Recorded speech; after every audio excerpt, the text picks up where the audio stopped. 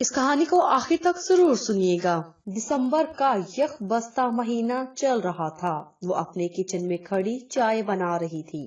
گرم شال پہنے، لمبے بالوں کی پونی ٹیل بنائے ہوئے تھی، خوبصورت سا سفید چہرہ، کھڑی ناک، دلکش بڑی بڑی آنکھیں۔ وہ بے شک بہت حسین تھی، لیکن اسے اپنا آپ کسی بد نصیب سے کم نہیں لگتا تھا۔ گزرے دنوں کی یادوں میں کھوئی کھوئی سی کچن کی کھڑکی سے باہر دیکھنے میں مگن تھی۔ انایا آپی، چائے بن رہی ہے یا پائے؟ عمیر نے لاؤنج سے آواز لگائی تو یکدم سوچوں کے بھنور سے باہر آئی۔ بس آ رہی ہوں، انایا نے جلدی سے چائے کپس میں ڈال کر بولا اور چائے لے کر باہر آئی، جہاں اس کے پاپا، بھائی اور اس کی دادو اس کا انتظار کر رہے تھے۔ انایا نے چائے سب کو سرو کی اور خود اپنا کپ لے کر بیٹھ گئی۔ وہ لوگ رات کو ڈنر کے بعد چائے ضرور پیتے تھے۔ انایا کے پاپا یاور ہمدانی کا اپنا میڈیکل سٹور تھا، گھر میں کسی چیز کی کمی نہیں تھی۔ بڑا بیٹا عمیر ڈاکٹری پڑھ رہا تھا۔ انایا اپنی دادو سریا بیگم سے بہت پیار کرتی تھی۔ 30 سال پہلے اس کی ماما کے چلے جانے کے بعد اس کی دادو نے ہی آ کر ان سب کو اور پورے گھر کو سنبھالا ہوا تھا۔ وہ اپنے چھوٹے بیٹے دلاور ہمدانی اور اس کی بیوی کوثر ہمدانی کے ساتھ لاہور رہتی تھی، لیکن جب ان کی بڑی بہو سہرش ہمدانی یعنی انایا کی ماما ان سب کی عزت کو روند کے کسی نام نہاد چاہنے والے کے ساتھ بھاگ گئی تو ان کے گھر کا شہرازہ بکھر گیا تھا۔ یاور ہمدانی کی حالت لوگوں کی باتیں سن سن کر پاگلوں جیسی ہو گئی تھی۔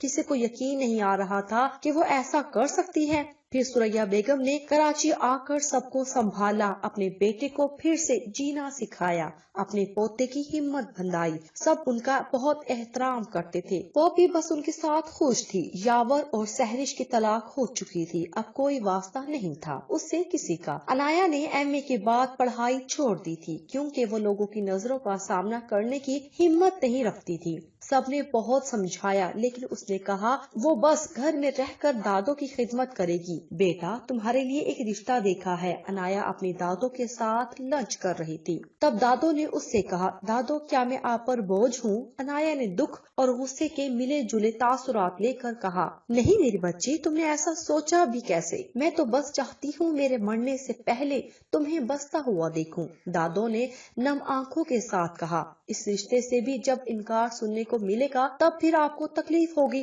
انایا نے درد سے کہا، اللہ نہ کرے میرے بچے، کیوں اتنی نا امید ہو گئی ہو؟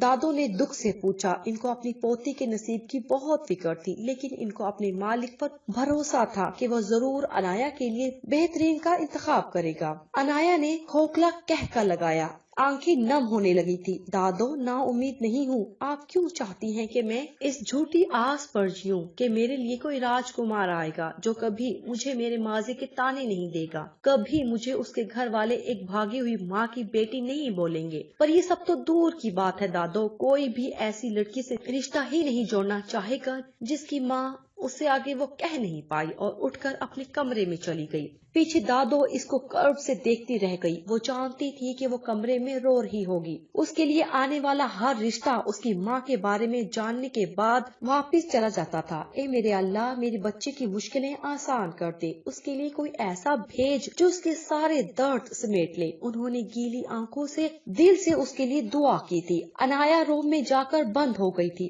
آنسو اس کی آنکھوں سے لگاتار بہہ رہے تھے۔ وہ کھڑکی کے پاس آ کر کھڑی ہو گئی۔ کیوں، آخر کیوں کیا ہمارے ساتھ ایسا مما؟ آپ نے ایک بار بھی اس گھر کی عزت کا نہیں سوچا، ہمارا نہیں سوچا، پاپا کا نہیں سوچا؟ کیا کمی دی تھی آپ کو پاپا نے؟ اتنا پیار کرتے تھے آپ سے، لڑائی جھگڑے کس کے بیچ نہیں ہوتے، اور اس کا مطلب یہ تو نہیں کہ آپ کسی اور کو پاپا کی جگہ دے دیں، اور کسی کا نہیں، اپنی اس بیٹی کا خیال تو کر لیتی کہ آپ ایسا قدم اٹھائیں گی تو کون کرے گا مجھ سے شادی، کون بنائے گا مجھے اپنا جیون ساتھی؟ صرف اپنا سوچا، خود غرضی کی انتہا کر دیا آپ نے۔ وہ بے آواز آنسوؤں کے ساتھ دل ہی دل میں اپنی ماں سے مخاطب تھی۔ 3 سال سے لوگوں کی باتیں اور تانے سن سن کے وہ ٹوٹ گئی تھی۔ اس کے پاپا اور اس کا بھائی تو سنبھل گئے تھے، وہ مرد تھے، ان کو سنبھلنا ہی تھا، لیکن انایا کمزور ہو گئی تھی، زیادہ باہر بھی نہیں جاتی تھی۔ وہ بیتے دنوں کی یاد میں کھو گئی جب اس نے پہلی بار اپنے مما پاپا کے بیچ لڑائی ہوتے دیکھی تھی۔ وہ دونوں پتہ نہیں کس بات پر بحث کر رہے تھے۔ تب انایا 18 سال کی تھی، لیکن پھر اس کے بعد تو جیسے آئے دن جھگڑے ہوتے رہتے تھے۔ ایسا نہیں تھا کہ اس کی مما پاپا ایک ساتھ خوش نہیں تھے، وہ بہت خوش تھے۔ ان کی مما ان سے بہت پیار کرتی تھی، ایک ہیپی فیملی تھی ان کی، لیکن پتہ نہیں کس کی نظر لگ گئی ان کے گھر کو کہ بس بکھرتا ہی چلا گیا۔ ایک دن انایا کالج سے آئی تو گھر میں مما کو نہ پا کر اوپر گھر کے سیکنڈ پورشن میں دیکھنے گئی۔ وہاں پر 2 کمرے اور ایک چھوٹا سا لاؤنج بنوایا تھا اس کے پاپا نے ضرورت کے وقت کے لیے۔ جیسے ہی انایا نے پہلے روم کا دروازہ کھولا تو جو سامنے دیکھا وہ تو دنگ رہ گئی۔ اس کی مما کسی مرد کے ساتھ صوفے پر بیٹھی ہوئی باتیں کر رہی تھی۔ وہ جلدی سے بھاگ کر نیچے آئی، پیچھے اس کی ماں اس کو دیکھ کر شوق رہ گئی، ہڑبڑا کر اٹھی اور اس غیر مرد کو بھگایا اور جلدی سے نیچے اس کے روم میں آئی۔ انایا میری جان، کیا ہوا؟ ایسا کچھ بھی نہیں جیسا تم سمجھ رہی ہو بیٹا، بس وہ میرا کالج فرینڈ ہے، آج ہی پاکستان آیا ہے اور ایسے ہی ملنے چلا آیا مجھ سے۔ سہرش نے اپنی طرف سے مطمئن کرنا چاہا تھا۔ سچ میں مما، لیکن وہ ایسے کیسے آپ کے ساتھ صوفے پر؟ انایا الجھی ہوئی تھی، رک کر سہرش سے پوچھ رہی تھی کیونکہ اس کو ابھی تک کچھ ٹھیک نہیں لگ رہا تھا۔ ارے بیٹا زیادہ سوچو مت، اپنی مما پر اتنا بھی بھروسہ نہیں ہے؟ تمہیں تمہاری مما ایسی لگتی ہیں کیا؟ سہرش نے اس کی بات بیچ میں کاٹ کر بولا اور اس کو ایموشنل بلیک میل کیا۔ ایسی بات نہیں ہے مما، میں نے بس اچانک دیکھا تو ڈر گئی۔ انایا نے صفائی پیش کی کہ سہرش اس سے ناراض نہ ہو جائے۔ اچھا چھوڑو ان باتوں کو، تم فریش ہو جاؤ، میں تب تک لنچ لگاتی ہوں۔ اوکے، سہرش نے پیار سے کہا تو وہ اسباب میں سر ہلا کر واش روم میں چلی گئی اور سہرش اللہ کا شکر کرتی روم سے باہر آ گئی کہ اس نے انایا کو مطمئن کر دیا تھا۔ سہرش کوئی ایسی عورت واقعی نہیں تھی جو شوہر کے ہوتے ہوئے کسی اور سے ناجائز رشتہ بنائے، بس اس سے ایک غلطی ہو گئی تھی اور اس غلطی نے اس کا بسا بسایا گھر اجاڑ دیا۔ نصرت جو کہ ان کے ایریا میں نئی شفٹ ہوئی تھی، نصرت اپنے میاں کے ساتھ رہتی تھی۔ اس دن اتفاق سے اس کا بھائی فیاض اس کے گھر آیا ہوا تھا۔ وہ دونوں بیٹھے باتیں کر رہے تھے، تبھی گھر کی بیل بجی۔ ارے آپا آپ بیٹھو، میں دیکھتا ہوں، فیاض نے نصرت کو اٹھتا دیکھ کر بولا۔ فیاض نے جیسے ہی دروازہ کھولا، سامنے سہرش کو دیکھ کر حیرت اور خوشی کے ملے جلے تاثرات اس کے چہرے پر آیا ہوئے۔ سہرش کا حال بھی اس سے کچھ الگ نہیں تھا۔ سہرش تم یہاں؟ فیاض خوش ہوتے ہوئے بولا۔ فیاض تم یہاں کیسے؟ میں تو اپنی فرینڈ نصرت سے ملنے آئی ہوں، سہرش نے جواب دیا۔ کون ہے فیاض؟ ارے سہرش تم آئی ہو، بہت اچھا کیا، چلو اندر چلتے ہیں۔ نصرت جو فیاض کے دیر ہونے پر خود باہر دیکھنے آئی تھی، سہرش کو دیکھ کر بہت خوش ہوئی اور اپنے ساتھ اندر لے گئی۔ فیاض بھی دروازہ بند کرتا پیچھے چلا گیا۔ بھائی یہ میری فرینڈ ہے سہرش، اور سہرش یہ میرا بھائی ہے فیاض۔ نصرت نے ان دونوں کا تعارف کروایا۔ ہم جانتے ہیں ایک دوسرے کو آپا، یونیورسٹی فیلو رہ چکے ہیں ہم۔ مجھے تو یقین نہیں آ رہا کہ سہرش مجھے یہاں ملے گی، وہ بھی تمہاری دوست کے روپ میں۔ فیاض نے مسکراتے ہوئے سہرش کو دیکھ کر بولا تو سہرش بھی مسکرا دی۔ ارے واہ، یہ تو بہت اچھا ہو گیا، چلو فیاض تم سہرش کو کمپنی دو، میں کچھ بنا کر لاتی ہوں۔ بھائی آخر کو میری دوست آئی ہے میرے گھر پہلی بار، نصرت نے خوش ہوتے ہوئے کہا اور کچن میں چلی گئی۔ اور سناؤ کیا حال ہے، زندگی کیسی گزر رہی ہے اپنے میاں کے ساتھ؟ نصرت کے جاتے ہی فیاض سہرش سے مخاطب ہوا۔ الحمدللہ اچھی، تم سناؤ کیا کر رہے ہو آج کل؟ شادی وادی کی یا ابھی تک کنوارے ہو؟ سہرش نے مذاقیہ پوچھا۔ کہاں یار، سچی بتاؤں تو تمہارے بات کوئی دل کو بھایا ہی نہیں، فیاض نے معنی خیز انداز سے کہا تو سہرش کچھ پل کے لیے اسے دیکھتی رہ گئی، پھر سنبھل کر بولی، فیاض وہ ہمارا پاسٹ تھا، گزر گیا، ہماری قسمت میں ایک ہونا نہیں لکھا تھا، یہ سمجھو اور آگے بڑھو۔ میں خوش ہوں اپنی لائف میں، تم بھی موو آن کرو اور اپنے لیے کوئی لڑکی دیکھو، سہرش نے سمجھانے والے انداز میں بولا۔ سچ پوچھو تو آئی اسٹل لو یو، کاش میں جلدی تمہارے گھر رشتہ بھیج دیتا تو آج تم میری ہوتی، لیکن بہت پیسہ کمانے کی لالچ میں دیر کر دی میں نے، اور آج دیکھو میرے پاس کتنا پیسہ ہے، تمہارے اس میاں سے کئی زیادہ، لیکن آج تم میرے پاس نہیں۔ فیاض نے دکھ بھرے تاثرات ظاہر کرتے ہوئے کہا۔ فیاض پلیز یہ باتیں،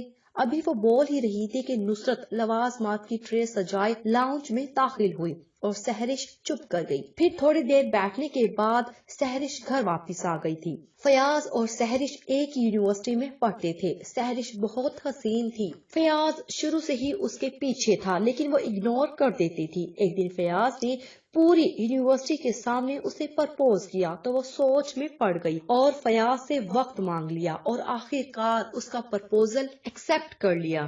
اس کے بعد ان کے پیار محبت کے قصے شروع ہو گئے۔ سحرش بار بار اس کو رشتہ بھیجنے کا بولتی لیکن وہ ٹال دیتا تھا۔ اس پر پیسہ کمانے کی دھن سوار تھی۔ وہ لوگ مڈل کلاس لوگ تھے، اس لیے وہ چاہتا تھا اس کے پاس بہت سارا پیسہ ہو۔ دونوں کی پڑھائی مکمل ہو گئی اور فیاض اپنے کسی دوست کے توسط باہر چلا گیا، لیکن ان کا رابطہ فون پر ہوتا تھا۔ ادھر سحرش کے گھر والوں کو اس کے رشتے کی فکر لگ گئی۔ یاور جو اس کا پھوپھی ذات تھا اس کے ساتھ سحرش کا رشتہ طے ہو گیا۔ سحرش نے بہت روکا، واویلا مچایا لیکن کچھ نہ ہو سکا۔ گھر میں اس نے کسی کو فیاض کا نہیں بتایا تھا اور ادھر فیاض سے رابطہ بھی نہیں ہو رہا تھا کچھ دن سے۔ فیاض نے بھی گھر والوں کو کچھ نہیں بتایا تھا سحرش کے بارے میں، اور یوں سحرش کے مقدر میں یاور لکھ دیا گیا اور شادی بھی بہت جلد ہو گئی۔ سحرش شادی کے شروع میں بہت ڈسٹرب رہتی تھی، سب سے چھپ کر روتی رہتی اور فیاض کا نمبر ٹرائی کرتی، لیکن اس کا ابھی بھی کچھ پتا نہیں تھا۔ وہ یاور سے بھی اکھڑی سی رہتی، لیکن یاور ان سب باتوں کو یہ سمجھ کر ٹال دیتا کہ شاید نئی لائف ہے، نیا ماحول ہے، اس لیے اس کو ٹائم دیا کہ خود ہی آہستہ آہستہ ایڈجسٹ ہو جائے گی۔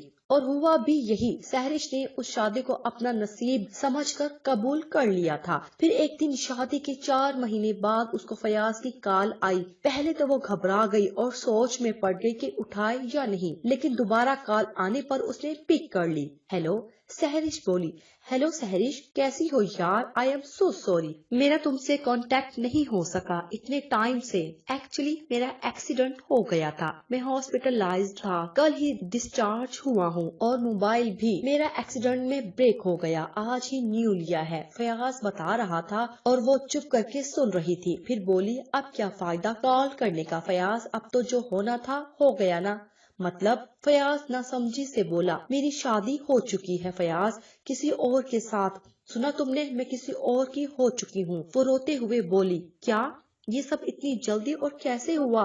تم نے روکا کیوں نہیں؟ فیاض کو شوق لگا، بہت روکا تھا لیکن کچھ نہیں ہو سکا، صرف تمہاری غلطی کی وجہ سے یہ سب ہوا، اور اب سن لو، سحرش نے آنسو پونچھتے ہوئے کہا، اب میں خوش ہوں اپنی لائف میں، راضی ہوں اپنی تقدیر کے ساتھ، کیونکہ مجھے موو آن کرنا آ گیا ہے، اور اب تو میری لائف میں دوبارہ کبھی مت آنا اور نہ ہی مجھے کبھی فون کرنا، اللہ حافظ۔ سحرش نے کال کٹ کر دی اور اس دن کے بعد وہ واقعی نہیں روئی تھی، وہ مطمئن ہو گئی تھی، اور یاور بھی اس کے لیے اچھا شوہر ثابت ہوا تھا۔ اس دن کے بعد سحرش کی بات نہیں ہوئی تھی فیاض سے، حالانکہ اس نے بہت بار کال کی تھی لیکن سحرش نے اسے بلاک کر دیا۔ 2 مہینے اس بات کو گزر گئے۔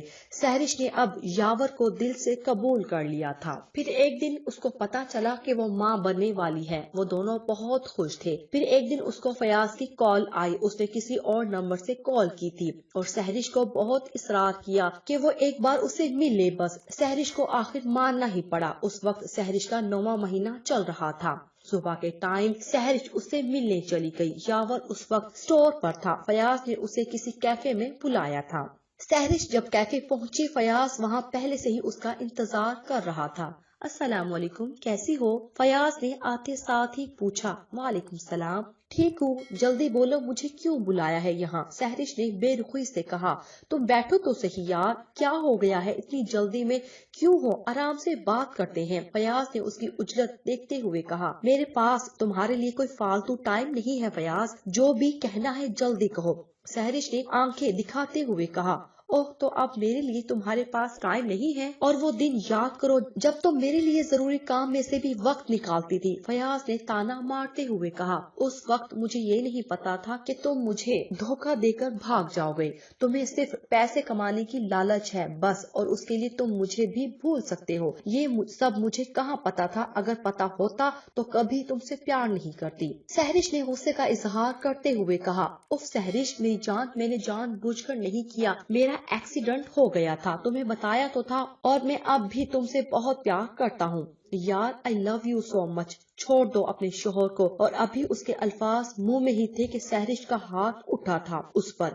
بس بالکل چپ، اب ایک اور لفظ نہیں۔ مسٹر فیاض ملک، تم ہوتے کون ہو مجھے اپنے شوہر کو چھوڑنے کے لیے بولنے والے؟ کیا سمجھ کر تم نے مجھے جان کہا؟ ہاں، اپنی حد میں رہو اور سنو، میں ماں بننے والی ہوں، سمجھے؟ اب اگر مجھ سے کانٹیکٹ کرنے کی کوشش کی تو اچھا نہیں ہوگا۔ سہرش اس کو انگلی دکھا کر وارن کرتی وہاں سے چلی گئی۔ پیچھے لوگ فیاض کو دیکھ کر چیمگویاں کرنے لگے، اور فیاض اس کا غصے سے برا حال تھا۔ سہرش تم سے پیار کیا تھا، ہاں شاید پاگلوں کی طرح دیوانہ نہیں تھا، لیکن تم سے شادی کرنا چاہتا تھا دل سے، لیکن تم نے انتظار نہیں کیا میرا، اور اب یہ تھپڑ کا بدلہ ضرور لوں گا تم سے اس کا۔ میرا عزت سے بات کرنا راس نہیں آیا تمہیں؟ اب دیکھ لینا میں تمہیں تمہارے شوہر سے کیسے جدا کرتا ہوں۔ فیاض دل ہی دل میں سوچتا کیفے سے نکل گیا، اس کا پیار اب نفرت میں بدل چکا تھا۔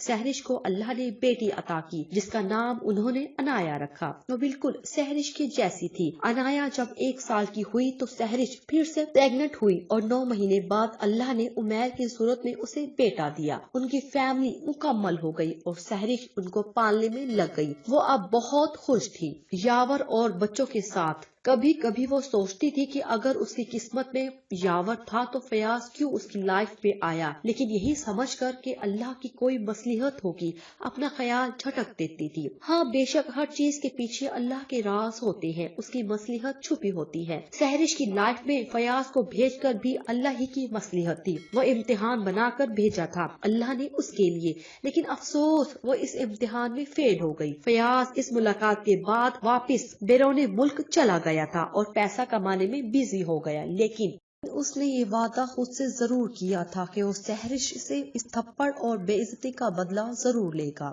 وہ ایک بار اور سہرش کی لائف میں لوٹے گا ضرور، لیکن کب یہ تو اللہ نے ہی طے کر رکھا تھا۔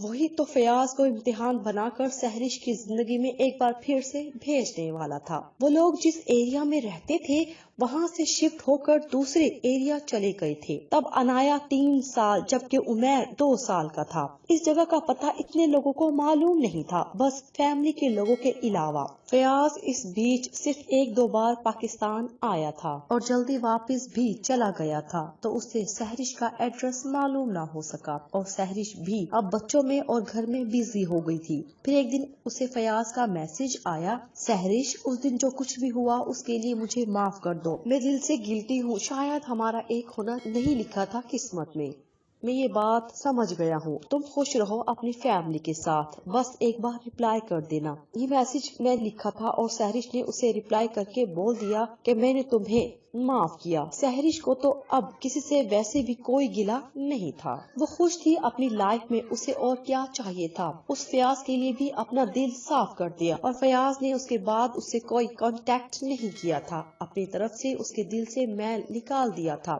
کیونکہ وہ چاہتا تھا کہ اس کے پاکستان واپس لوٹنے سے پہلے سہرش کو اس کے لیے کوئی بدگمانی نہ ہو، پھر سے اس کی لائف میں لوٹنا چاہتا تھا، اور اس کے اور یاور کے بیچ دوریاں پیدا کر کے ان دونوں کو دور کرنا اس کا پلان تھا۔ وہ سہرش کے ساتھ پھر سے دوستی بڑھا کر اس کے قریب رہ کر اس کا اور یاور کا رشتہ خراب کرنا چاہتا تھا، اور یہ سب تبھی ممکن تھا جب وہ سہرش کا بھروسہ جیتے تاکہ کسی بھی قسم کا شک اس پر نہ جائے۔ فیاض نے جو بھی پیسہ کمایا تھا وہ اپنے دوست کے ساتھ مل کر غیر قانونی طریقے سے کمایا تھا، اور جب پولیس کو شک ہو گیا تب وہ دونوں راہ فرار اختیار کرتے ہوئے پاکستان لوٹ رہے تھے۔ اگلے دن اس کی فلائٹ تھی۔ فیاض نے سہرش کو اس لیے بھی میسج کیا تھا کہ اگر پاکستان میں بھی خبر پہنچ گئی اور اسے چھپنا پڑا تو سہرش ہی ایسی لڑکی تھی جس کے بارے میں کوئی بھی نہیں جانتا تھا، نہ اس کی فیملی والے اور نہ ہی فرینڈز۔ اسی کے گھر کوئی بہانہ بنا کر چھپ جائے گا، اسے میسج کر کے اور معافی مانگ کر وہ اپنا راستہ صاف کر رہا تھا، لیکن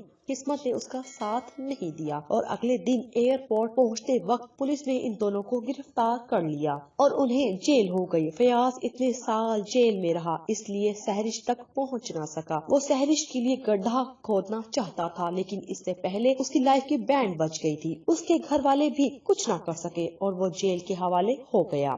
जिंदगी अपनी टिकट पर यूं ही रवां दवां थी। कैसे 13 साल बीत गए पता ही न चला। अनाया अब 16 साल की और उमैर 15 साल का हो गया था। वो लोग खुश थे एक दूसरे के साथ, लेकिन उनकी खुशियों को अब नजर लगने वाली थी। फयाज जेल से छूट गया था, उसकी सजा पूरी हो चुकी थी और वो पाकिस्तान वापस आ चुका था। पता नहीं क्यों उसको सहरिश से बिला वजह नफरत हो गई थी, जैसे वो जेल अपने करतूतों की वजह से नहीं बल्कि सहरिश की वजह से गया था। उसे सहरिश ने छोड़ दिया था और वो खुश आजादी जिंदगी जी रही थी। ये बात उसे हजम नहीं हो रही थी।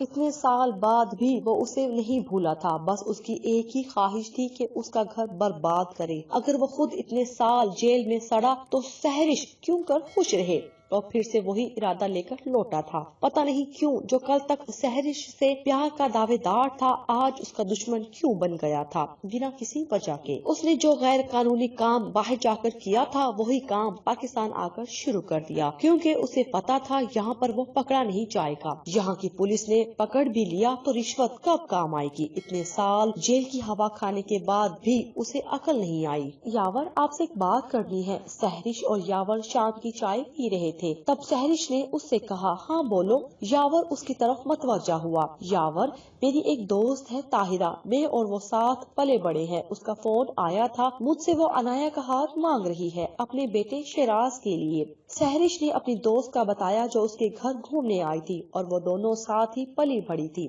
लेकिन शादी के बाद दोनों का आमना सामना इतने बात हुआ था और अनाया को देखते ही उसके जहन में अपने बेटे का ख्याल आया और घर जाकर उसने सहरिश से अनाया का हाथ मांग लिया। सहरिश, तुम पागल हो गई हो क्या? अभी अनाया की उम्र ही क्या है जो हम उसको किसी रिश्ते में बांध दे। यावर को उसकी बात पसंद नहीं आई थी। यावर, वो लोग बहुत अच्छे हैं और पैसे वाले भी, मैं उनकी फैमिली को जानती हूँ। अनाया खुश रहेगी और हम कौन सा अभी शादी कर रहे हैं उसकी, अभी तो बहुत टाइम है। सिर्फ रिश्ता कर देते हैं, नाम कर देते हैं उसे शिराज के। अभी वो खुद भी तो पढ़ रहा है और उम्र का भी इतना ज्यादा फर्क नहीं है, सिर्फ 5 साल का फर्क है। सहरिश ने उसे कन्वेंस करना चाहा, वो इतना अच्छा रिश्ता जाने नहीं देना चाहती थी। ठीक है, लेकिन अनाया से पूछ लेना जरूर, उसकी भी मर्जी होगी तो ही बात बढ़ाएंगे। यावर मान गया, लेकिन अपनी बेटी की इजाजत के बिना वो उसकी लाइफ का इतना बड़ा फैसला नहीं ले सकता था। इसलिए सहरिश को अनाया से पूछने के लिए कहा। ऑफ कोर्स यावर, अनाया से पूछे बिना मैं कैसे हाँ करूँगी। मेरी बेटी मानेगी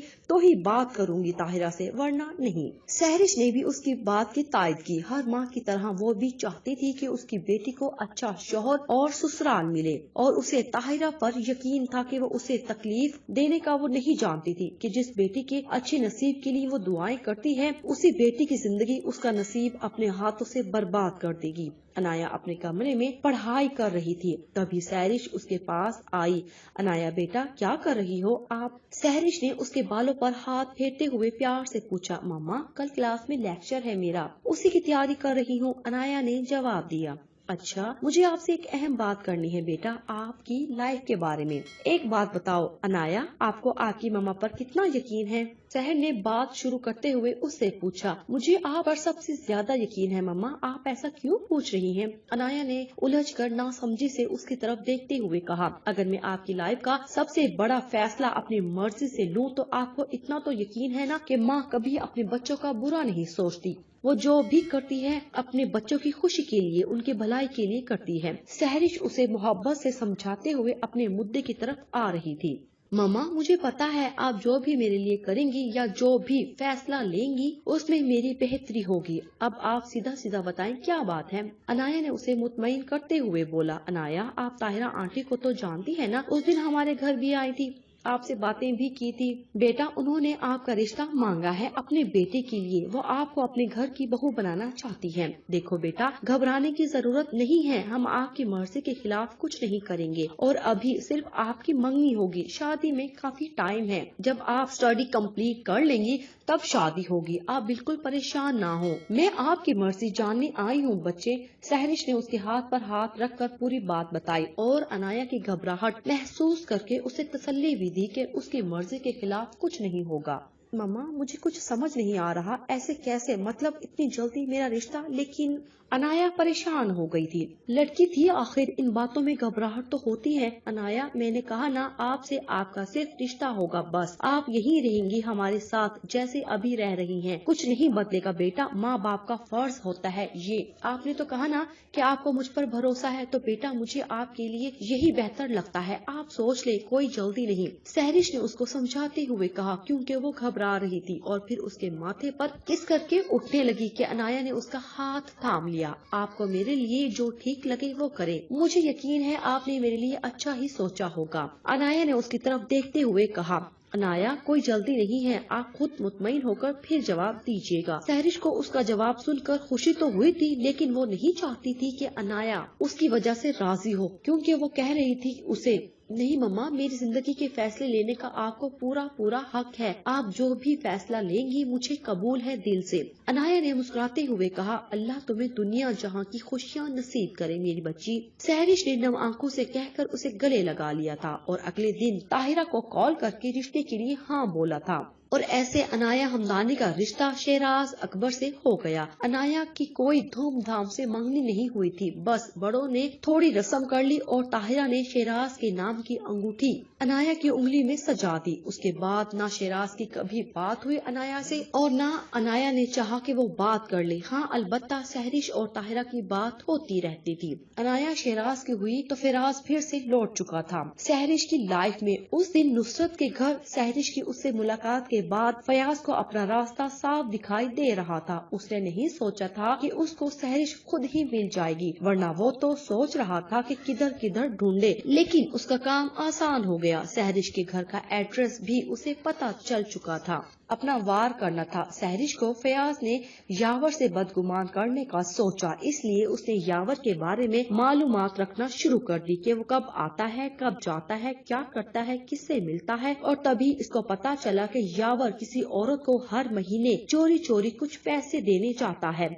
इस बात का इल्म सहरिश को नहीं होता। बस फिर एक दिन जब यावर उस औरत को पैसे देने जा रहा था तो फयाज ने उसका पीछा किया और उसकी वीडियो बनाई जिसमें वो किसी औरत को पैसे दे रहा है जिसकी उम्र तकरीबन 30 साल थी। और इस तरह फयाज ने कुछ और वीडियोस बनाई जिसमें कभी वो मुस्कुराकर बात कर रहा था उसे और कभी उसके बच्चों के लिए खिलौने लाता। और एक दिन वो उस औरत को लेकर हॉस्पिटल गया। वो वीडियो भी फयाज ने बनाई थी। अब देखना मिस्टर यावर कैसे आपका पर्दा फाश होता है। फयाज ने खुद से कहकर कहका लगाया। उसने उनमें से एक वीडियो सहरिश को भेज दी जिसमें यावर उस औरत को पैसे दे रहा था। सहरिश किचन में थी, उसने बिरयानी बनाई थी, अब उसको दम पर रख रही थी जब उसके मोबाइल पर बीप हुई। उसने मोबाइल उठाकर देखा तो किसी अनजान नंबर से वीडियो आई थी। उसने जैसे ही ओपन की और देखा तो पहले तो कुछ समझ नहीं आई, फिर जब गौर किया तो समझ आई कि यावर किसी औरत को पैसे दे रहा था और मुस्कुराकर उससे बात कर रहा था। ये कौन है? मैं इस औरत को नहीं जानती और यावर उसे पैसे क्यों दे रहे हैं? सहरिश हैरान सी खड़ी बार बार वीडियो चला रही थी। तभी उसके व्हाट्सएप पर मैसेज आया, अभी तो ये एक वीडियो भेजी है, अभी कुछ और वीडियोस और तस्वीर भी हैं मेरे पास तुम्हारे नेक और काबिल शोहर की। फयाज ने मजाक उड़ाने वाले अंदाज में लिखा, तुम हो कौन, कहाँ से मिली ये वीडियो तुम्हें, और क्या लगता है ऐसी झूठी मूठी वीडियो दिखाकर मैं अपने शोहर पर शक करूंगी? जो कोई भी हो सामने आकर बात करो जरा। सहरिश ने उसे गुस्से में मैसेज लिख कर भेजा, मैं तुम्हारा खैर खा हूँ और अगर यकीन नहीं है तो बाकी वीडियोस भी भेज देता हूँ, और अगर फिर भी यकीन न आए तो सामने लाइव मंजर भी दिखा सकता हूँ। फयाज ने इत्मीनान से बोला, भाड़ में जाओ समझे, मुझे अपने शोहर पर पूरा भरोसा है, वो ऐसे नहीं है, और तुम एक बार सामने आ जाओ और सच बताओ कि कौन हो। सहरिश ने भी लिख भेजा, आ जाऊंगा, इतनी जल्दी क्या है, थोड़ा सब्र कर लो। फयाज को मजा आ रहा था उसे तंग करने में। उसके बाद सहरिश ने फयाज को कोई मैसेज नहीं किया और न ही मैसेज आया। सहरिश ने फयाज को तो टाल दिया था लेकिन वो खुद परेशान हो गई थी। सारा दिन सोचती रही थी लेकिन यावर से पूछने की हिम्मत नहीं हुई। इसी कश्मकश में 2 दिन गुजर गए और तीसरे दिन फिर एक वीडियो सहरिश के सामने थी। جس میں یاور اس عورت کو اور اس کے 2 بچوں کو کچھ کھلونے اور کھانے کی چیزیں دے رہا تھا۔ سہرش کو اب سچ میں حیرانگی اور پریشانی نے آ گھیرا۔ اس نے بہت بار اس نمبر پر کال کی لیکن فیاض پک نہیں کرتا تھا، اور اس طرح سے ہر دوسرے تیسرے دن ایک نئی ویڈیو سہرش کو موصول ہوتی، اور اب اس کا یاور پر سے یقین ڈگمگا رہا تھا۔ فیاض اس کے دل میں یاور کے خلاف شک کا بیج بونے میں کامیاب ہو گیا تھا۔ ایک دن سہرش نے فیاض کو میسج کیا، مجھے تم سے بات کرنی ہے، کال پک کرو۔ فیاض نے میسج پڑھ کر اوکے کا ریپلائی دیا، ہیلو، دیکھو تم جو کوئی بھی ہو پلیز ایک بار مجھ سے ملو، تم مجھے یا پھر میرے شوہر کو کیسے جانتے ہو، مجھے سب سچ بتاؤ۔ سہرش نے کال پک ہوتے ہی اجرت میں پوچھا، صرف میں نہیں جانتی تو آپ بھی مجھے بہت اچھی طرح ہیں۔ فیاض کے چہرے پر مسکراہٹ سجاتے کہا، تم فیاض ہو کیا؟ سہرش کو اس کی آواز سن کر شوق لگا، اور پھر بھی اس نے یقین دہانی کے لیے پوچھا، جی میڈم میں ہی ہوں، تمہارا خیر خواہ اور کون ہو سکتا ہے بھلا؟ فیاض نے کہکا لگاتے ہوئے بولا، مجھے تم سے ملنا ہے۔ سہرش نے کہا، اور پھر ٹھیک 1 گھنٹے بعد دونوں کسی ریسٹورینٹ میں بیٹھے تھے۔ کیا لوگی سہرش؟ ہائی ہیلو کے بعد فیاض نے اس سے پوچھا، کچھ نہیں، مجھے بس پوری بات بتاؤ۔ سہرش نے منع کرتے ہوئے کہا، ایسے کیسے سہرش، کچھ فارمیلٹیز اور ایٹیکیٹس ہوتے ہیں ہر جگہ کے۔ فیاض نے کہتے ہی ویٹر کو اشارہ کیا، 2 کافی پلیز، آرڈر لے کر ویٹر چلا گیا۔ اب مجھے بتاؤ فیاض پلیز، تمہیں یہ ویڈیوز کہاں سے ملی؟ یہ سب کیسے اور کب سے ہو رہا ہے؟ مجھے تو کچھ سمجھ نہیں آ رہا، سہرش نے پریشانی سے بولا۔ اگر میں تمہیں سب سچ بتاؤں تو کیا تم یقین کر لو گی میرا؟ نہیں نا، کیونکہ تمہیں سب اپنی آنکھوں سے دیکھنے کے بعد بھی یاور پر بھروسہ ہے۔ فیاض اس کو اپنے اعتماد میں لانے کی کوشش کر رہا تھا۔ فیاض کیسے نہ کروں اعتبار، میرے شوہر ہیں، اتنے سال ان کے ساتھ گزارے ہیں، اب اچانک سے یہ سب دیکھو، پلیز مجھے بتاؤ وہ یہ سب کیوں کر رہے ہیں آخر؟ سہرش نے نم آنکھوں سے کہا۔ اس کو سمجھ نہیں آ رہی تھی کہ اپنی آنکھوں دیکھی ان ویڈیوز پر یقین کرے یا اپنے شوہر پر جس کے ساتھ اتنے سال گزارے۔ ویٹر کافی رکھ کے چلا گیا۔ فیاض نے کپ اس کی طرف بڑھایا، فیاض بولو کچھ، تمہیں کیسے معلوم یہ سب؟ سہرش نے کپ تھامتے ہوئے بولا، دیکھو سہرش، میں جانتا ہوں تمہارے لیے مشکل ہے، لیکن یقین تو کرنا ہوگا نا۔ جب میں نے خود یہ سب اپنی آنکھوں سے دیکھا تو مجبور ہو کر صرف تمہارے لیے یاور کا پیچھا کرتا رہا، کیونکہ میں نہیں چاہتا کہ تم دھوکے میں رہو۔ مجھے تمہاری آج بھی اتنی ہی پرواہ ہے، مجھے پتا تھا تم یقین نہیں کرو گی، اس لیے میں نے ویڈیوز بنائی تاکہ پروف تو ہو میرے پاس، اتنے سال تم ایسے شوہر پر بھروسہ کرتی آئی ہو۔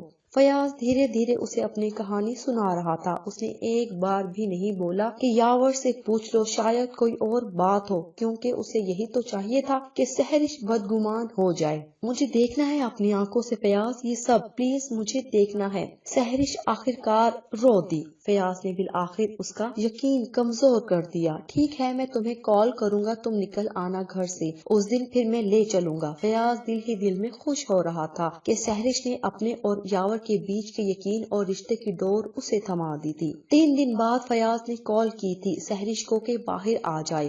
وہ جلدی سے جا کر باہر فیاض کی گاڑی میں بیٹھی تھی۔ ان 3 دنوں میں سہرش نے کچھ نہیں بتایا تھا یاور کو، نہ کسی اور کو۔ ہاں، وہ اکھڑی اکھڑی سی رہتی تھی جسے یاور نے نوٹس کیا تھا اور پوچھا بھی تھا، لیکن اس نے طبیعت کی خرابی کی وجہ بتائی۔ سہرش اور فیاض کی گاڑی کے آگے یاور کی گاڑی تھی۔ سہرش کی گھبراہٹ میں اضافہ ہوتا جا رہا تھا۔ یاور کی گاڑی ایک جگہ رکی، آگے تنگ گلی تھی۔ فیاض نے بھی اپنی گاڑی اس سے کچھ فاصلے پر روکی۔ جو ہی یاور گاڑی سے نکلا اور گاڑی کے پیچھے کا دروازہ کھول کر کچھ شاپرز باہر نکالے اور اس گلی میں اندر چلا گیا، سہرش اور فیاض بھی گاڑی سے نکل کر اس کے پیچھے پیچھے چل پڑے۔ سہرش کے ہاتھوں میں تو پسینے آ رہے تھے، اس کو اپنا دل ڈوبتا ہوا محسوس ہو رہا تھا کہ آگے جانے کیا دیکھنے کو ملے۔ اسے تو ابھی تک یقین نہیں آ رہا تھا کہ وہ اپنے شوہر کا پیچھا کرتی ہوئی یہاں آئی ہے۔ ایک گھر کے آگے یاور رکا اور دروازہ کھٹکھٹایا۔ سہرش اور فیاض ایک پلر کی اوٹ میں ہو گئے اور یہ سب دیکھ رہے تھے۔ گھر کے اندر سے کوئی عورت نکلی،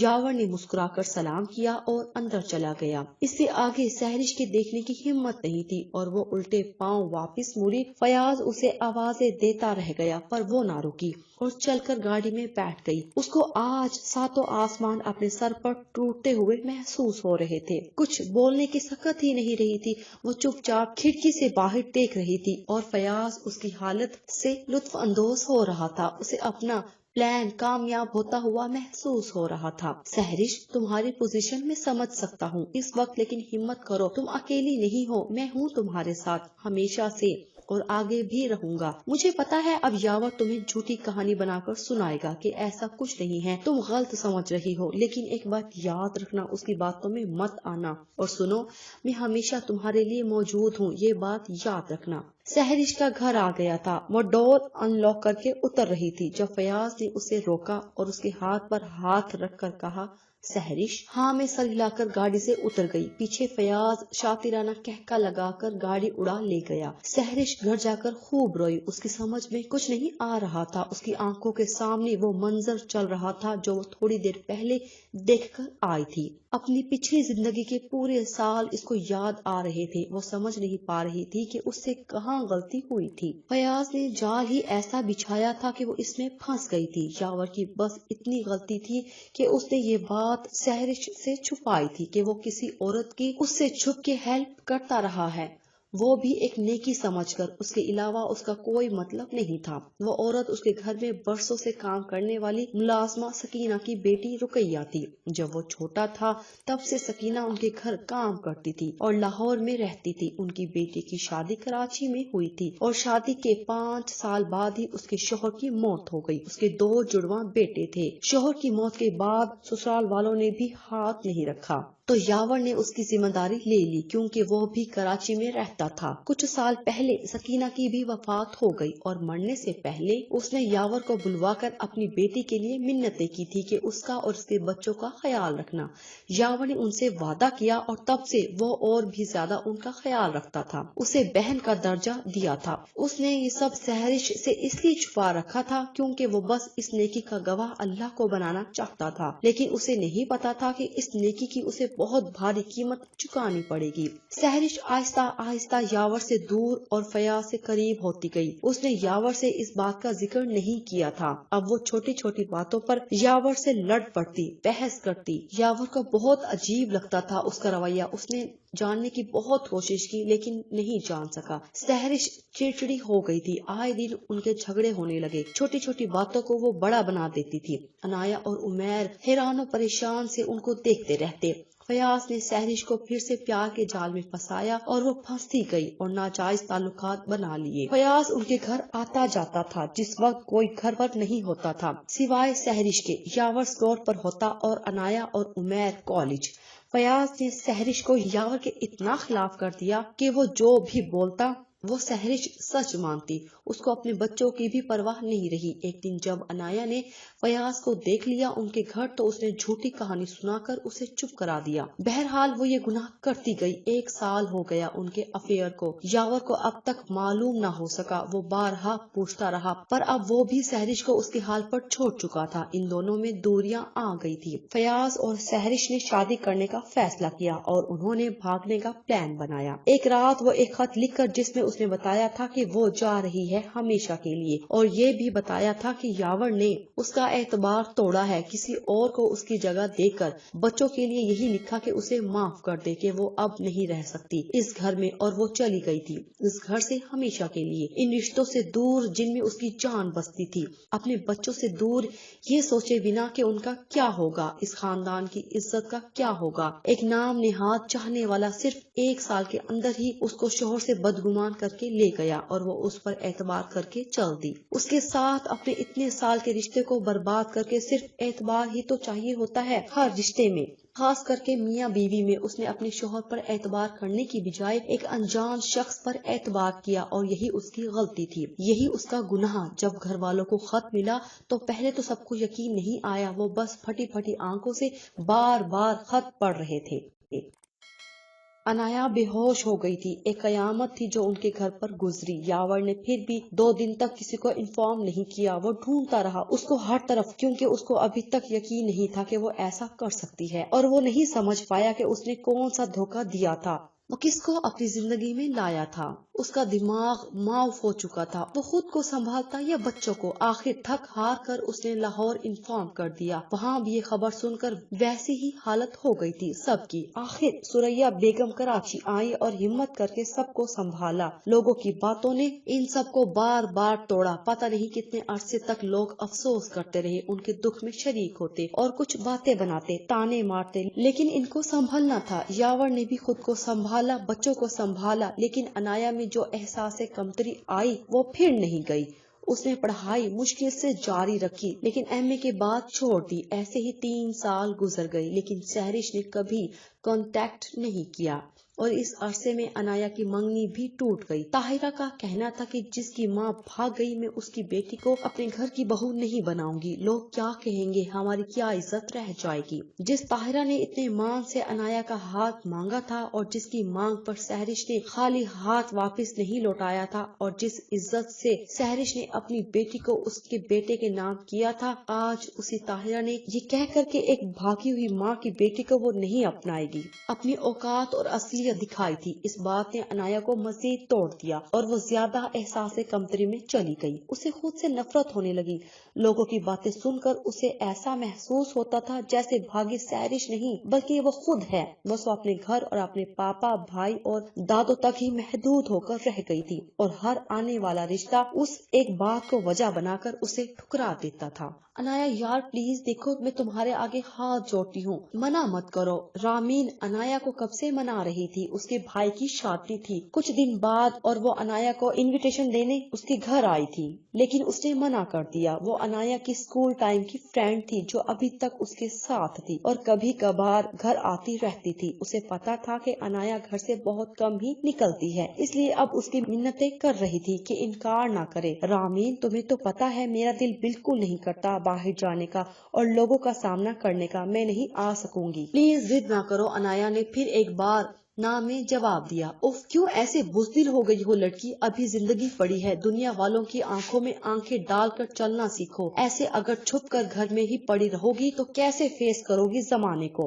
रामीन हमेशा की तरह उसे समझा रही थी, लेकिन वो खामोश रही, कोई जवाब नहीं दिया। उफ, अच्छा सुनो, मेहंदी पर तो आ जाओ यार, मेहंदी घर पर ही है और होंगे भी घर वाले, ज्यादा किसी को इनवाइट नहीं किया प्लीज। उसको चुप देखकर रामीन ने फिर से रिक्वेस्ट की। अच्छा ओके, मैं आऊंगी। वो मान गई। उसको अच्छा नहीं लग रहा था रामीन को बार बार मना करना। थैंक यू सो मच, मैं गाड़ी भेजूंगी। रामीन ने शुक्र किया कि वो मान गई। चलो एक फंक्शन में ही सही। नहीं यार, मैं पापा के साथ आ जाऊंगी। अब चलो बाहर चलते हैं, लंच लग गया होगा, अनाया ने मना करते हुए कहा। ओके रामीन, और वो बाहर चल दी। आज रामीन के भाई की मेहंदी थी। अनाया बहुत सिंपल सा तैयार हुई थी। पीले और पर्पल कलर का पैरों तक आता फ्रॉक, पैरों में खुस्सा, दुपट्टा, दोनों शानों पर पिन अप किया था, बालों का जोड़ा बनाकर हिजाब किया था, हल्का सा मेकअप और हाथों में गजरे। वो बहुत प्यारी लग रही थी। अनाया बेटा चलें? यावर ने रूम में एंटर होते हुए पूछा। हाँ पापा, बस मैं तैयार हूँ, अनाया ने क्लच उठाते हुए कहा। माशाल्लाह, मेरी बेटी बहुत प्यारी लग रही है। यावर ने उसको देखकर तारीफ की। थैंक यू पापा, अनाया मुस्कुरा दी। वो दोनों नीचे आकर दादी से मिले। उन्होंने दुआ देकर रुखसत किया। अनाया वहाँ पहुँची तो रामीन गेट पर ही मौजूद थी, क्योंकि उसने कॉल पर बता दिया था कि वो बस पहुंचने वाली है। वाओ यार, बहुत प्यारी लग रही हो, अल्लाह नजरे बद से बचाए। रामी ने उसको देखकर दिल से तारीफ की। थैंक्स, अनाया ने मुस्कुराकर शुक्रिया अदा किया और रामीन के साथ अंदर की तरफ बढ़ी। मेहंदी के फंक्शन का अरेंजमेंट लॉन में किया गया था। फंक्शन स्टार्ट हुआ और वाकई मेहंदी में इतने ज्यादा लोग नहीं आए थे। रस्म वगैरह शुरू हुई। अनाया और रामीन ने खाना खाया और फिर थोड़ी देर के बाद अनाया को यावर लेने आ गया और वो रामीन से मिलकर बाहर गाड़ी में आ बैठी और गाड़ी रवाना हुई। कुछ दिन के बाद अनाया के लिए एक रिश्ता आया जो कि रामीन के कजन हाजिक की तरफ से से था। उसकी माँ और बहन और रामीन खुद भी आई हुई थी। उन्होंने बड़े मान के साथ अनाया का हाथ मांगा और इल्तिजा की कि इस रिश्ते के लिए हाँ कर दे, और ये भी बोला कि हमारे घर में उसे कभी कोई तकलीफ नहीं होगी। उनका इशारा सहरिश वाली बात की तरफ था कि वो लोग उसे कभी ताने नहीं देंगे। सुरैया बेगम ने सोचने के लिए वक्त मांगा और वो लोग थोड़ा खा पी कर चले गए। अनाया बिल्कुल नहीं मान रही थी। दादी ने बहुत समझाया। इन लोगों ने अपनी तरफ से पूछ-गुछ कर ली थी, कहीं से कोई गलत बात पता नहीं चली, और दूसरा थे भी रामीन के घर से, तो उनको यकीन था कि वो लोग अच्छे होंगे। रिश्ता भी खुद चलकर उनके पास आया था। अनाया इस घबराहट से निकल ही नहीं पा रही थी। नहीं दादो, प्लीज मुझे नहीं करनी शादी। अभी यहाँ बोल कर गए हैं कि वो लोग मुझे तकलीफ नहीं देंगे, लेकिन ऐसा हो ही नहीं सकता कि कोई भी मुझे मेरी माँ के बारे में ताने ना मारे। वो रोते हुए सुरैया बेगम से कह रही थी, जो ना जाने कब से उसे समझा रही थी, तसल्ली दे रही थी। अनाया का दिल अब किसी भी रिश्ते के लिए नहीं मानता था। खैर आखिरकार समझा कर दादो ने उसे मना लिया था। यावर ने भी उसे गले से लगाकर बोला कि बेटा, हम कभी आपके लिए बुरा नहीं सोचेंगे, परेशान ना हो, हम सब हमेशा आपके साथ हैं। इस तरह अनाया का रिश्ता हाजिक इब्राहिम से हो गया। हाजिक वो लड़का था जिसने अनाया को पहली बार मेहंदी में देखा था और बस देखता रह गया। उसने फैसला कर लिया था कि अनाया को ही अपनी दुल्हन बनाएगा। वो डॉक्टर था। फिर उसने रामीन से अनाया के बारे में सब कुछ मालूमात ली। उसकी माँ के बारे में भी जान गया और लोगों ने जो उसका जीना हराम कर रखा था उसके बारे में भी रामी ने उसे बताया। हाजिक ने फैसला कर लिया था कि वो अनाया को जरूर अपनाएगा। बस इसलिए उसने जल्द ही अपनी अम्मी से बोलकर और उन्हें सब कुछ बताकर उसके घर भेज दिया। वो लोग इस्लामाबाद रहते थे। रामीन के भाई की शादी की वजह से कराची आए हुए थे। जब तक यहाँ थे तब तक अनाया उसके नाम हो चुकी थी। 3 महीने बाद शादी की तारीख रखी गई थी। अनाया के दिल में डर कुंडली मारकर बैठ गया था कि वो लोग भी बाकी सब जैसे होंगे, अभी आएंगे और रिश्ता तोड़ देंगे, या फिर अगर शादी हो भी जाए तो उसकी माँ के ताने मारेंगे। वो खुश नहीं थी। बस अपनी दादो और पापा की वजह से सब कुछ वक्त पर छोड़ दिया था। अल्लाह अल्लाह करके 3 महीने गुजरे। आज उसकी मेहंदी थी जो कि घर के लॉन में रखी गई थी। लॉन को बहुत खूबसूरत डेकोरेट किया गया था। सारे रिश्तेदार मौजूद थे। ये वही रिश्तेदार थे जिन्होंने कभी अनाया को अपनाने के लिए हाथ आगे नहीं बढ़ाया था, और सुरैया बेगम ने भी उनको कभी नहीं बोला कि वो अनाया को अपनाए, क्योंकि उनको लगता था कि अगर अपनों को भी ऐसी बातें बोली जाएं तो फिर अपने होने का क्या फायदा। अरे इनको तो खुद आकर कहना चाहिए कि अनाया का हाथ हमें दे दो। खैर अनाया की मेहंदी की रस्म शुरू हुई। उसे स्टेज पर लाकर बिठाया गया। सी ग्रीन कलर की चोली पर मल्टी कलर का लहंगा और येलो कलर दुपट्टा पहने, बालों के आगे से दोनों साइड पर फ्रंच बनाए, पीछे बाल खोलकर और मेहंदी के हिसाब से लाइट मेकअप और फूलों वाली ज्वेलरी पहने वो बहुत प्यारी लग रही थी। दादो ने उसकी नजर उतारी। फिर रस्म शुरू हुई। कुछ रिश्तेदारों ने डांस किया, हल्ला गुल्ला हुआ और मेहंदी इख्तिताम पर पहुंची। अगले दिन निकाह था और उसके अगले दिन रुखसती। अनाया सुबह सवेरे उठी, वजू किया, नमाज पढ़ी और अपने नसीब के लिए शिद्दत से दुआ मांगते रो पड़ी। उसे बहुत डर था। वो अल्लाह के आगे गिड़गिड़ाकर रो रही थी कि उसको अपनी माँ की वजह से कुछ भी सहना ना पड़े। वो पहले ही बहुत कुछ बर्दाश्त कर चुकी थी। शाम को निकाह था। अनाया आईने के सामने खड़ी अपने आप को देख रही थी। सफेद पर्स वाली घेरदार पैरों तक आती फ्रॉक जिसके बाजू चूड़ीदार थे और चूड़ीदार पजामा, और उसके साथ सफेद दुपट्टा जिसके पल्लू पर पर्ल लगे हुए थे। सर पर पिनअप किया हुआ था। बालों का जोड़ा बनाया था। नेचुरल मेकअप किया हुआ था। हाथों में लाल और व्हाइट कलर के फूलों वाला ब्रेसलेट था। सिंपल ज्वेलरी पहने वो कोई साफ शिफाफ मासूम गुड़िया लग रही थी। निकाह ख्वाह आया तो एक लाल दुपट्टा उसके सर पर उड़ाया गया जिससे उसका फेस छुप गया। निकाह ख्वाह ने उसे मर्जी पूछी और साइन लिए, फिर चला गया। उसके हाथ अभी तक कांप रहे थे। उसकी दादो और रामीन उसके पास बैठी थी। दादो ने उसे बहुत प्यार से गले लगाया हुआ था। वो रो रही थी, कुछ डर की वजह से और कुछ अपना घर छोड़ने की वजह से। यावर निकाह ख्वाह को छोड़ने गया हुआ था। वो जैसे ही रूम में आया, अनाया उठकर उनके गले लग गई। वो भी दुखी थे बेटी के दूर जाने से, लेकिन क्या कर सकते थे। वो पल पल उसके लिए दुआ कर रहे थे। रात को जब अनाया सोने के लिए लेटी तो उसे बहुत बेचैनी हो रही थी। कल वो चली जाएगी इस घर से, ये बात सोचकर उसे रोना आ रहा था। जाहिर है हर लड़की لڑکی کی یہی حالت ہوتی ہے۔ آج وہ عنایا یاور سے عنایا حاذق ہو گئی تھی۔ سوچتے سوچتے آخر رات کے کسی پہر اس کو نیند آ گئی۔ تم بھی بالکل اپنی ماں جیسی ہو، مجھے تو پہلے ہی شک تھا۔ ارے جس کی ماں 2 بچوں اور اتنے اچھے شوہر کے ہوتے ہوئے اپنے عاشق کے ساتھ بھاگ جائے، اس کی بیٹی کہاں سے ستی ساوتری بنے گی؟ ڈھونگ کرتی ہے وفاداری کا میری بیٹی کے ساتھ۔ میں نے تو پہلے ہی بولا تھا کہ اس جھمیلے میں مت پڑو، اس گند کو نہ لاؤ گھر میں، لیکن میری کوئی سنے تو اب نکالو اس کو گھر سے۔ وہ چپ چاپ ساکت سی کھڑی سب کچھ سن رہی تھی۔ اس کے تو وہم و گمان میں بھی نہیں تھا کہ کتنا زہر بھرا ہوا ہے اس کے خلاف سب کے دل میں۔ آنسو زاروں کی طرح اس کی آنکھوں سے بہ رہے تھے۔ چلو نکلو، تم دفع ہو جاؤ اس گھر سے۔ اس کا شوہر اسے دھکے مار کر گھر سے نکال رہا تھا اور وہ رو رہی تھی، گڑ گڑا رہی تھی، خدا کے لیے مجھے مت نکالے، میں اپنی ماں جیسی نہیں ہوں میں اس جیسی، پلیز نہیں کرے۔ وہ جھٹکے سے اٹھ بیٹھی، پسینے سے شرابور، وہ کانپ رہی تھی۔ جلدی سے جگ سے پانی گلاس میں انڈیلا اور پیا۔ آنسو گال بھگونے لگے تھے۔ ٹائم دیکھا تو 5:30 بج رہے تھے۔ اس نے اٹھ کر وضو کیا اور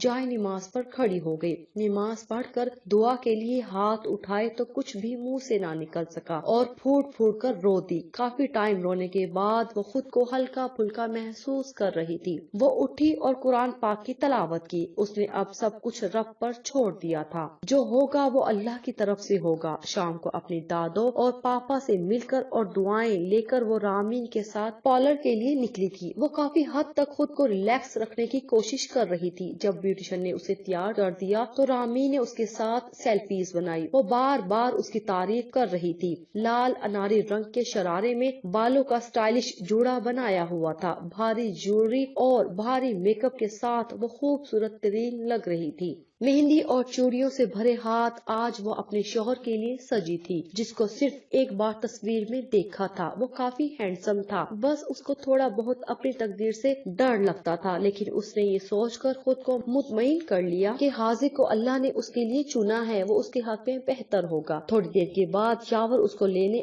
آیا۔ رامین نے اس پر شال اڑائی اور اس کو باہر لے کر چل دی۔ حاذق نے گولڈن کلر کی شیروانی پہنی ہوئی تھی، جس پر ریڈ کلر میں کام ہوا بہت اچھا لگ رہا تھا۔ خیر سے ساری رسومات پوری ہوئی اور وہ رخصت ہو کر اسلام آباد اپنے نئے سفر پر نئے لوگوں کے ساتھ روانہ ہوئی۔ دادو اور یاور نے بہت ساری دعاؤں کی چھاؤں میں اسے رخصت کیا تھا۔ حاذق اور اس کے گھر والوں نے عنایا کے سارے خدشے واقعی میں ختم کر دیے تھے۔ انہوں نے بہت عزت اور پیار سے رکھا تھا اس کو۔ حاذق اس کو بہت محبت دیتا، بہت کیئر کرتا اس کی۔ کبھی بھی اس نے یا اس کے گھر والوں نے اسے ماضی کے تانے نہیں دیے، اور عنایا خود کو خوش قسمت سمجھتی تھی کہ اسے ایک انتہائی اچھا شوہر اور انتہائی خیال رکھنے والا سسرال ملا تھا۔ اس کی احساس کمتری کہیں دور جا ہوئی تھی، وہ اب خود اعتماد ہونے لگی تھی۔ حاذق اور عنایا کو اللہ نے 1 سال بعد پیاری بیٹی حورین سے نوازا، جسے دیکھ کر ہمیشہ وہ اپنے آپ سے وعدہ کرتی کہ وہ اس کو خود اعتماد اور بردبار بنائے گی۔ ان سب کو سہرش کا کچھ پتہ نہیں چلا اور نہ ہی اب ان لوگوں کو وہ یاد تھی۔